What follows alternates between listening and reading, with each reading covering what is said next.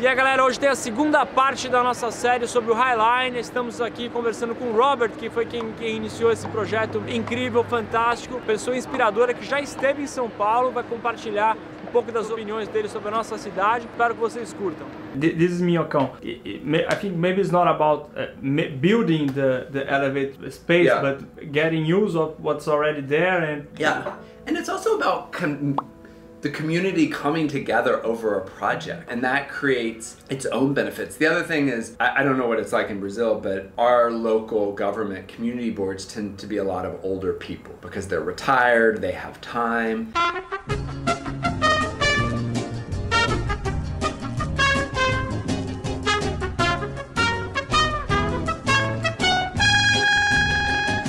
These new kind of projects are a way for young people to get involved. And these community boards need younger people. They need new ideas, you know, or else we're just gonna get the same thing we've always gotten. You know, one of the benefits of these projects, not even if they get built or they don't get built, but it engages people in these community projects. And, you know, sometimes it can be so helpless when you look at, you know, definitely now with our current president, it can feel so hopeless or helpless. are you sure you have a president? No, I mean, I thought you had a.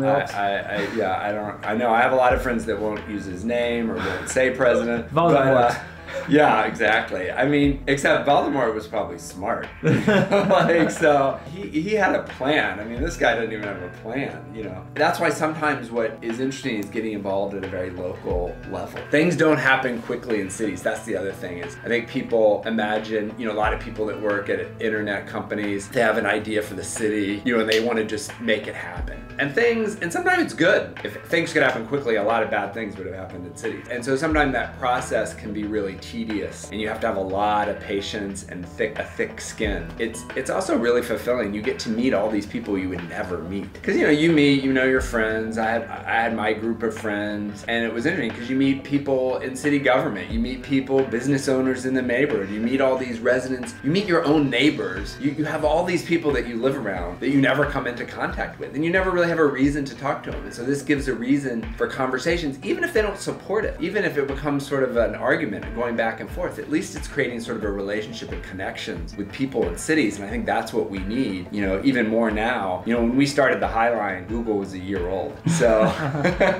so, you know, it's very different. And now it's easier to start these things because, you know, a few clicks on your phone and you can start a group. But I think what's important is coming off, you know, just social media. I mean, you can only do so much on social media. You need to be in person. You know, there needs to be that personal connection. And I think having a physical project that you're working on can be really powerful. My last question is, my mom is beyond PhD on urbanism, so I kind of grew up with her when I went to a city to say, look at the roofs, these kind of things. So that's why you and Josh are kind of heroes to me, because I saw the Highline project from the very beginning, and I feel that's so cool. Good. But I had like several arguments, why not transform the Minhocão on a Highline in Brazil, and she tells that it's very different because the Highline was a space that was not in use, and the Minhocão it's used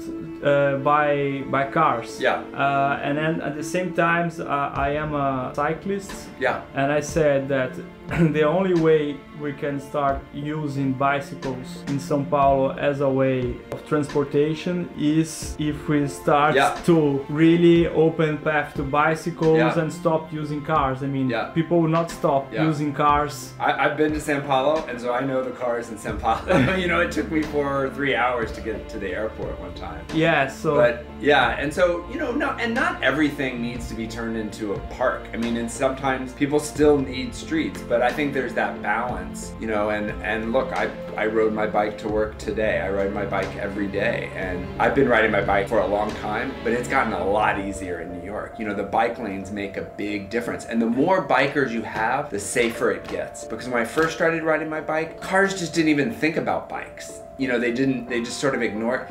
And now, I think more drivers, you know you have to look out for bikes because there's more of us. It makes it safer. We have to really fight for our right as a transportation because cars always carry all the weight. You know, I just did this documentary on Jane Jacobs. who wrote The Death and Life of Great American Cities. The car industry, car drivers wield a lot of power in cities, and we spend so much money on roads for cars, nothing for bicyclists. So I think that's changing, but again, it's only going to change if we fight for it. Yes, and one thing that I forgot to add on the question is that I don't know if you've been to Ibirapuera Park in São Paulo, but it's on the weekends. Yeah, it's so full. It's so full that you cannot even walk. Yeah. So we also have a big demand for parks, and Minhocão on the weekends, it's no greens. Our former mayor, Fernando Haddad, he opens the bike paths, and sometimes the bike paths were not so good, but because especially São Paulo was not a planned city. So I guess the only way for us to start to open paths for bicycle is to open the best we can, not and now our new mayor, he starts shutting down the bike paths, so we're living in a awkward situation, you know. So somehow this debate is muddy, you know?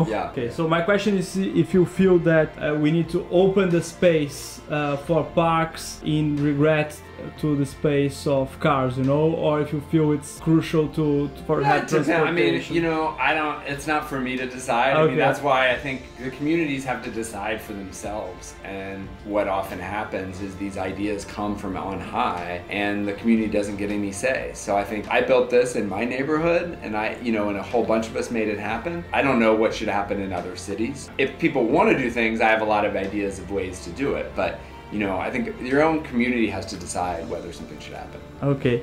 Thank you very much, Robert. Sure. Thanks. Chegamos ao fim da nossa série sobre o Highline com o Robert. Espero que vocês tenham gostado. Eu adorei conhecer ele, pessoa inspiradora, projeto maravilhoso, dicas preciosas para quem sonha, para quem quer empreender projetos. Tá vendo como é importante não desistir quando você é zoado, quando desacreditam dos seus sonhos? Olha como coisas que o Edu Lira falou pra gente lá em um dos primeiros episódios, o Robert repete aqui em Nova York. Vale a pena prestar atenção e ouvir as coisas das pessoas que realizam e fazem e não desistem, principalmente quando as pessoas falam pra gente desistir dos nossos sonhos. A gente não pode desistir diante das dificuldades. É isso, espero que vocês tenham gostado. Dê like, compartilhem, se inscrevam no nosso canal do YouTube. Lá é a plataforma onde a gente tem tudo organizado. Esse conteúdo aparece no Quebrando Tabu. Esse conteúdo está no nosso blog na Folha, mas é no YouTube onde a gente tem tudo organizadinho. Muito obrigado, é nóis, valeu. Semana que vem tem mais. Se você odeia, por favor, explica porque você odeia a gente nos comentários. Aqui tem um episódio de semana passada. Não, aqui.